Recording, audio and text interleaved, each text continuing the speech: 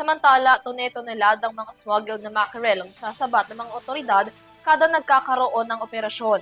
Kaysa naman daw masayang ang mga ito, inirekomenda na ngayon ng Department of Agriculture na isama na lamang ang mga ito sa mga ipinamamahaging relief goods sa panahon ng kalamidad. Si Graciela Corazon magbabalita. Rekomenda ng Department of Agriculture o DA kay Pangulong Ferdinand R. Marcos Jr. na ipamahagi na lamang sa mga relief operations ang mga smuggled frozen mackerel na nasabat kamakailan ng Bureau of Customs o BOC sa mga pantalan ng Subic at Maynila.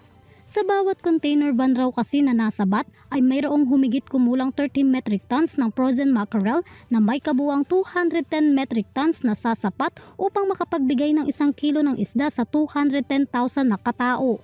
Ayon kay Agriculture Secretary Francisco P. Chulaurel Jr., sa isinagawang mga laboratory test tulad ng histamine at microbiological contaminants ng Bureau of Fisheries and Aquatic Resources o BFAR, kinumpirma nito na ligtas kainin ang mga frozen mackerel. Hiniling rin niya sa BOC na ilipat ang mga mackerel sa DA upang ito ay maipamahagi ng iba pang ahensya tulad ng Department of Social Welfare and Development or DSWD o ang ng Office of the President. Matapos tukuyin ng Department of Agriculture's Inspectorate and Enforcement Office at ng Bureau of Plant Industry o BPI, napatunayan itong mga smuggled.